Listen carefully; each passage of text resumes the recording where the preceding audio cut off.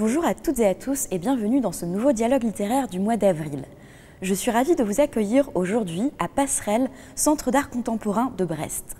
Passerelle, comme son nom l'indique, veut jeter des ponts entre les disciplines les plus diverses, à savoir le théâtre, la danse, les arts plastiques, mais aussi la musique. Jusqu'à la fin du mois d'avril se tiennent 4 expositions. Frédéric Techner, Jonathan Uliel Saldana, Édouard Le Boulch et enfin Directing the Real. Au cours de cette émission, nous allons retrouver Michael à la librairie. Il nous présentera 3 de ses coups de cœur au rayon bande dessinée. Mais auparavant, nous allons nous entretenir avec 2 auteurs que nous avons eu la chance de recevoir à la librairie, Philippe Le Guillou et Catherine Cusset. Nous retrouvons maintenant Philippe Le Guillou qui nous présente La route de la mer, publiée aux éditions Gallimard. Dans ce roman d'une grande sensibilité, le narrateur évoque sa sœur Anna, une artiste talentueuse, pianiste et interprète de Liszt. Le narrateur nous raconte la vie de cette femme qui a voué sa vie à la musique jusqu'à ce qu'elle soit rattrapée par la maladie. Bonsoir Philippe Le Guillou et merci de votre venue à la librairie Dialogue. Bonsoir. Vous venez ce soir nous présenter La route de la mer, paru en février dernier dans la collection blanche chez Gallimard. Dans ce roman, le narrateur se remémore sa sœur, Anna, la talentueuse pianiste. Alors, est-ce que vous pourriez nous dire comment est-ce qu'il est né ce roman? Écoutez, ce roman est né à Londres, c'est-à-dire que je suis allé il y a quelques années, invité par un ami, et je me suis retrouvé sur les bords de la Tamise, sur la terrasse d'un pub dont on dit qu'il a été fréquenté par Dickens. Et c'est le début du roman, c'est le début de La route de la mer. Et tout près d'ailleurs de la terrasse du pub, il y a des sculptures qui sont posées comme sur des pilotis. Et je dois dire qu'à partir de ces lieux, c'est-à-dire la Tamise, la lumière océanique sur le fleuve, la terrasse, les statues, j'ai imaginé finalement le roman, c'est-à-dire un artiste, un sculpteur qui, dans la deuxième partie de sa vie, vient installer des statues comme cela et qui se remémore précisément la présence, l'image de sa sœur, qui était une grande artiste, une grande pianiste. La sœur est décédée, donc c'est une sorte de tombeau qu'il édifie en même temps à sa sœur, et donc il va l'édifier dans les mots puisqu'il écrit, c'est le narrateur du livre, mais en même temps il est aussi un homme de la matière, un homme de l'art, puisqu'il sculpte ces grands veilleurs de bronze qui vont être installés sur le bord du fleuve. Anna Orberer, elle est donc au cœur de ce roman, et cette femme, elle va être touchée par la maladie. Alors comment est-ce que vous avez eu l'envie d'écrire justement sur la maladie?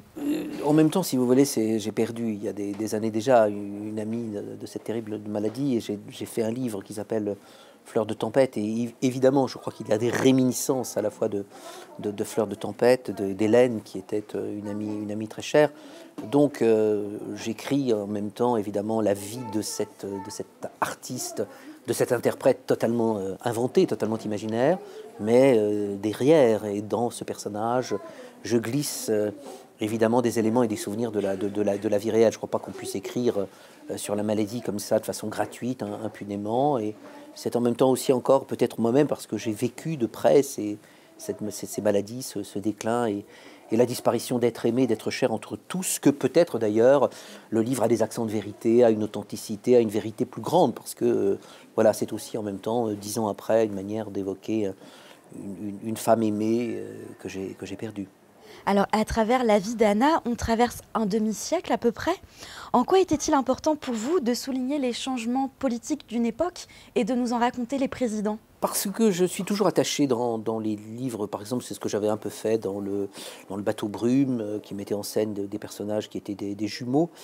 J'aime bien que les histoires, enfin que les intrigues romanesques se déploient, se déplient sur un fond historique plus large, qui est cette dimension un petit peu comme ça, politique, au sens le plus beau et le plus noble du terme. Bon, voilà, on va voir défiler le président du général de Gaulle à Nicolas Sarkozy, puisqu'on est à peu près dans les années 2010, 2011, quand le roman commence. Donc c'est extrêmement important, parce qu'à la fois, évidemment, c'est aussi un regard porté sur 50 ans de la cinquième République, avec les évolutions, peut-être aussi d'ailleurs la nostalgie d'une époque révolue, la nostalgie d'une certaine forme de grandeur disparue, d'une grandeur perdue. Je pense qu'il y a aussi tout cela dans ce livre, qui est un livre sur le temps qui passe, parce que forcément un romancier est un témoin dans son temps, un témoin de son temps, un témoin d'une époque, et on trouve trace évidemment de cette époque et dans ce livre. Nous avons également eu le plaisir de recevoir Catherine Cusset, qui nous a présenté Vie de David Hockney, publié aux éditions Gallimard. Dans ce roman, elle retrace la vie de l'artiste, un portrait intime à la croisée du roman et de la biographie qui nous permet de voir le chemin parcouru par le peintre britannique pour être reconnu. Nous retrouvons tout de suite Catherine Cusset au micro de Laurence. Catherine Cusset, bonjour et bienvenue à la librairie Dialogue. Alors vous venez aujourd'hui nous présenter Vie de David Hockney, un roman lumineux qui vient de paraître aux éditions Gallimard. Et vous nous y narrez la trajectoire du peintre anglais vivant le plus connu, qui a secoué le monde de l'art avec une vitalité et une liberté sans cesse conquises. Et tout au long de ce livre, vous posez une question fondamentale qui est celle de la création.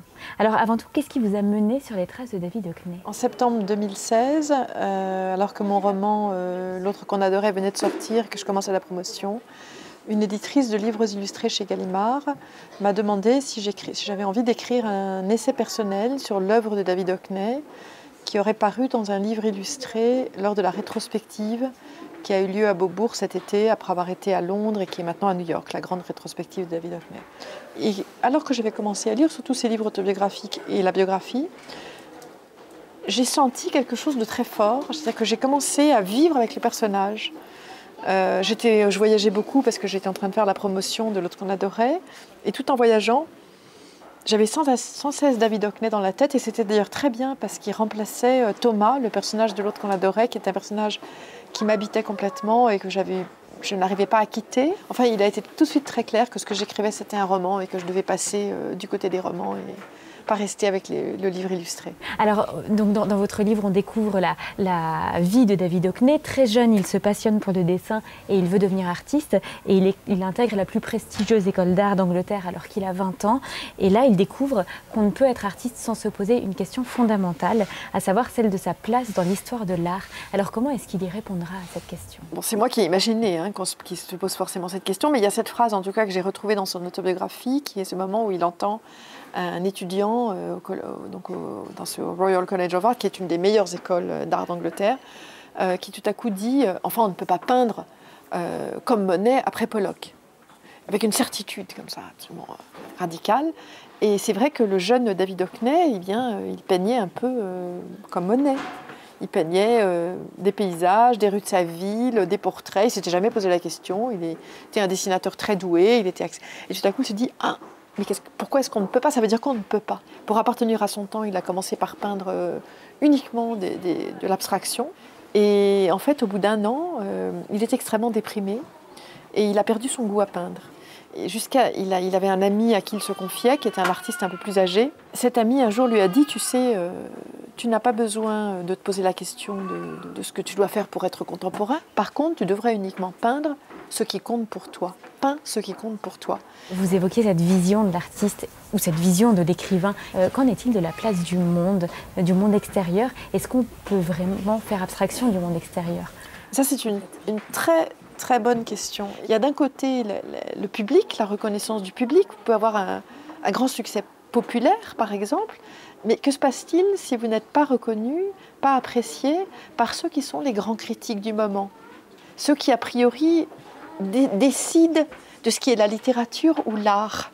Par exemple, après l'article de Hilton Kramer qui l'assassinait en disant que c'était un artiste pas sérieux, sans valeur, juste agréable à regarder, il a, un an après, publié un entretien dans un journal d'art dans lequel il accusait la galerie d'art contemporain anglaise, la Tate, d'être sélective dans ses choix d'achat d'œuvres contemporaines et de sélectionner, de choisir a priori uniquement des œuvres abstraites, minimalistes, tristes, sans couleur, et donc d'éliminer toute une partie de l'art.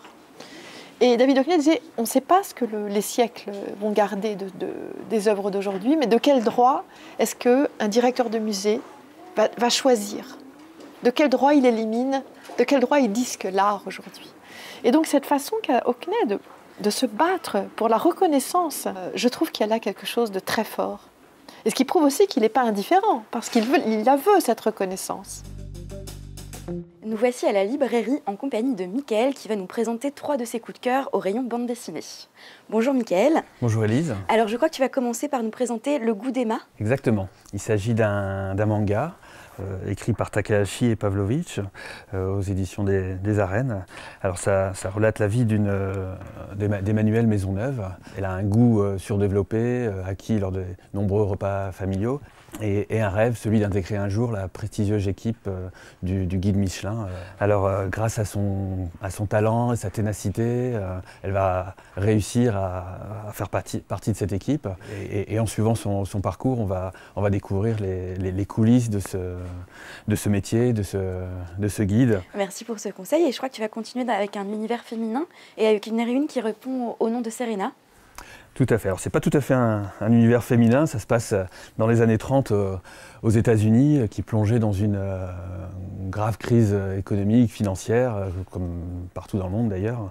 Et c'est dans ce contexte que la belle et jeune Serena va épouser George Pemberton, le riche et bon parti du coin. Elle est animée par une ambition énorme, tous les moyens sont bons pour arriver à ses fins. Et malgré ça, malgré toute la tyrannie dont elle a pu faire preuve, elle force l'admiration et le respect.